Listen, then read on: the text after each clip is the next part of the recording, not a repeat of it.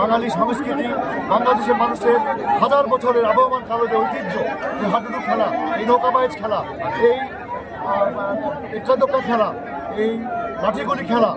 তারপরে বিভিন্ন ধরনের আমরা যে উৎসবগুলো পালন করতাম, মেলা, সেই মেলাতে আমরা বিভিন্ন নাগরদোলা ছিল, আমাদের বাচ্চাদের খেলাধুলা ছিল,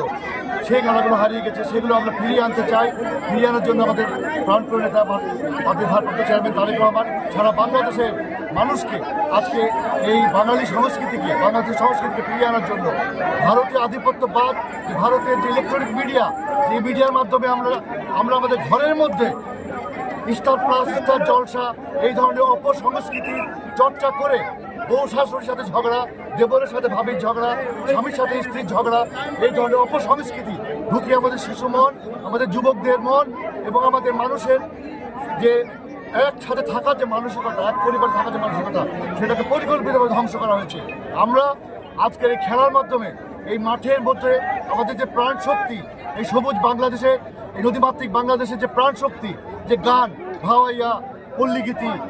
জারি গান, সারি গান, যাত্রা গান, পালা গান, সেগুলিকে আমরা ফিরিয়ে এনে আমরা আমাদের সংস্কৃতি ধারণ করে একটি সমৃদ্ধশালী বাংলাদেশ, একটি সুন্দর বাংলাদেশ, একটি ভালোবাসার বাংলাদেশ, একটি ভ্রাতৃত্বের বাংলাদেশ,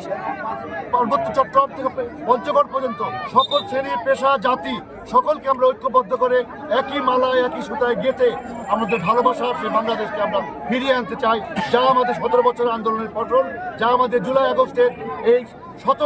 হাজার আমাদের সন্তানদের রক্তের ফসল, সেইটি আমরা ফিরিয়ে এনে গোটা বাংলাদেশকে একটি সুতায়, একটি মালায় গাঁথতে চাই, আবহমান বাংলাদেশে হারিয়ে যাওয়া সেই ঐতিহ্য।